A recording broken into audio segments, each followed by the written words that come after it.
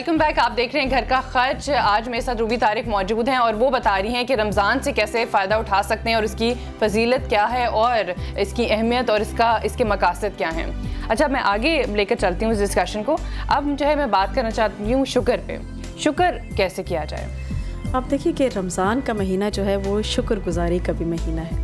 और किस तरह से कि आप देखिए जब शाबान शुरू होता है तो रमज़ान की खुशबू आने लगती है और दिल में एक बहुत ही खुशी के जज्बात पैदा होते हैं कि अब रमज़ान जो है अराउंड द कॉर्नर है। और क्यों ना हो, क्योंकि रमज़ान एक तरह से एक मुअज़्ज़ज़ मेहमान की तरह आ रहा होता है। तो आप देखिए कि हर साल रमज़ान एक रिस्पेक्टेबल मेहमान की तरह हमारी ज़िंदगियों में आता है और इस साल भी इंशाल्लाह आ रहा है और आ चुका है। और इसके बाद आप देखिए कि ना सिर्फ ये कि रमज़ान आया है बल्कि साथ साथ अपनी रहमतें, बरकतें, सादतें, उसके बहुत सारे ढेरों ढेर ख़जाने लेकर आया है। और फिर आप देखिए कि शुक्रगुजारी इस वजह से भी कि पिछले रमज़ान में हमारे साथ कितने ही लोग थे कि जो इबादत में शरीक थे, तरावी में शरीक थे, रोज़े में शरीक थे, लेकिन आज इस रमज़ान के आने से पहले वो अब इस दुनिया में मौजूद नहीं, वो जा चुके हैं।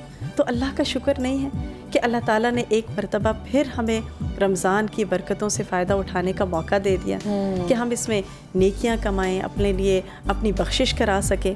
और फिर आप देखिए कि हदीस से भी हमें पता चलता है कि रोज़ा और कुरान क़यामत के दिन इंसान की सिफारिश करेगा।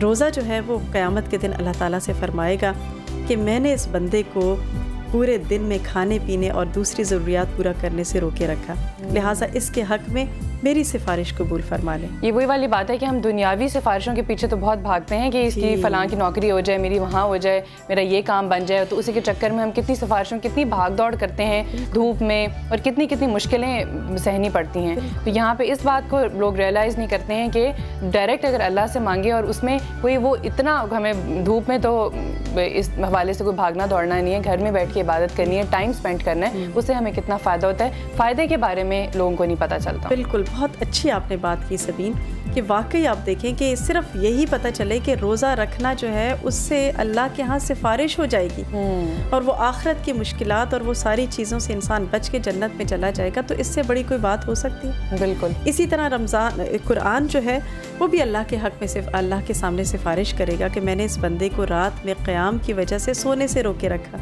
लिहाजा इसके हक़ में मेरी सिफारिश कबूल फरमा, और दोनों की सिफारिश कबूल कर ली जाएगी। फिर आप देखिए कि सूरह अल-बक़रा में जहाँ रोज़े के अहकामात आते हैं वहीं पे आयत नंबर 185 में अल्लाह ताला फरमाते हैं वलितुकब्बिरुल्लाह अला मा हदाकुम व लअल्लकुम तशकुरून, कि उस हिदायत पर जो जिससे तुम्हें अल्लाह ने सरफराज किया उस पर उसकी बड़ाई का एतराफ़ करो और शुक्रगुज़ार, और ताकि तुम शुक्रगुज़ार बन जाओ। तो वहाँ पे भी हमें मिलता है कि अल्लाह ताला क्या चाहते हैं कि हम शुक्र अदा करें। तो इस महीने को हमें खुशी के साथ वेलकम करना है और शुक्र अदा करना है कि अल्लाह ने इतनी रहमतें और बरकतों का महीना हमारे ऊपर साया फरमाया। अच्छा, इस महीने को भरपूर तरीके से कैसे गुजार सकते हैं? अब आप देखिए कि ये महीना आप समझें कि रमज़ान का महीना नेकियों का एक मौसम बहार है।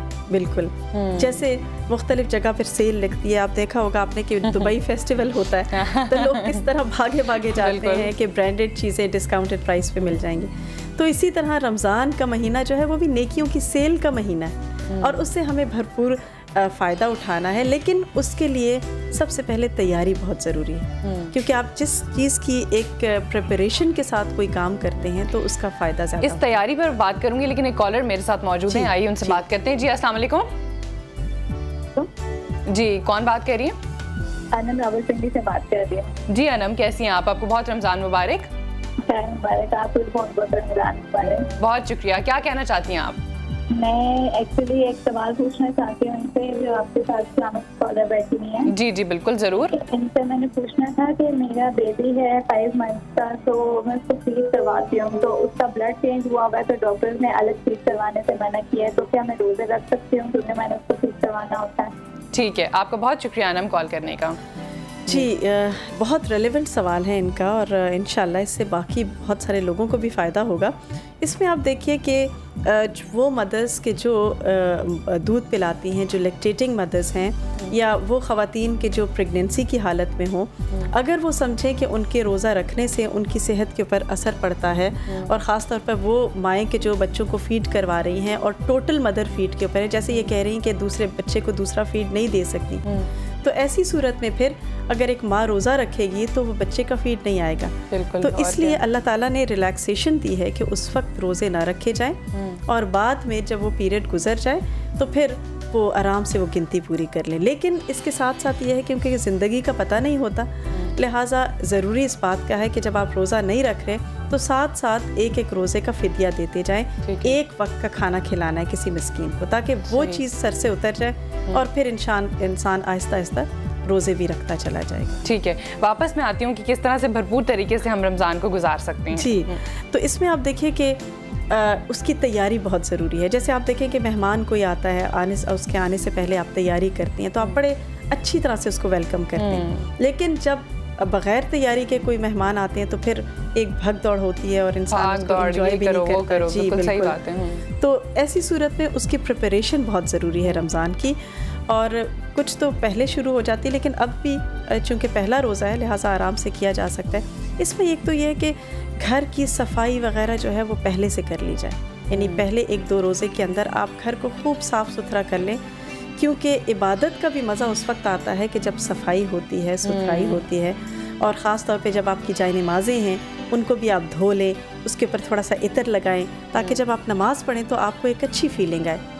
इसके साथ ये कि जो कुछ भी आपको राशन वगैरह ख़रीदना है गरीबों को देने के लिए या किसी भी हवाले से, वो भी पहले से ख़रीद के ले आएँ, उसके बना लें जो कुछ भी आपको बॉक्सेस बनाने हैं व्हाटएवर। इसके अलावा यह है कि आपने अगर अपने सर्वेंट्स के लिए कोई कपड़े ख़रीदने हैं या ईद के लिए अपने कपड़े हैं, बच्चों के हैं, रिश्तेदारों के हैं, फ्रेंड्स के हैं, कोई गिफ्ट्स हैं, तो वो भी पहले से ख़रीद के रख लें ताकि बाकी पूरा महीना जो है वो आपका इबादत पे पूरी तरीके से फोकस है। ईद की तैयारी भी पहले से कर ली जाए ताकि फिर वो होता ये है कि वो उस वक्त चांद रात के ऊपर या फिर आखिरी अशरे में लोग भाग रहे होते हैं, हालांकि वो इबादत का अशरा होता है। बिल्कुल, 21वीं की रात है, 27वीं की रात है जी, तो उसमें पहले से आप सारी चीज़ें आपकी अगर ऑर्गेनाइज्ड होंगी तो बाकी महीना आप यकसुई के साथ इबादत कर सकते हैं। वैसे भी हैसल इतना होता है कि इतना रश हो चुका होता है बाज़ारों में, ट्रैफिक का ये हाल होता है कि बहुत मुश्किल होता है, टाइम भी इतना वेस्ट हो जाता है कि सारा टाइम तो वहीं लग जाता है। बिल्कुल, तो बाकी इंसान क्या करे, फिर क्या करे। बिल्कुल, इसमें फिर इसके अलावा इबादत की जहाँ तक बात है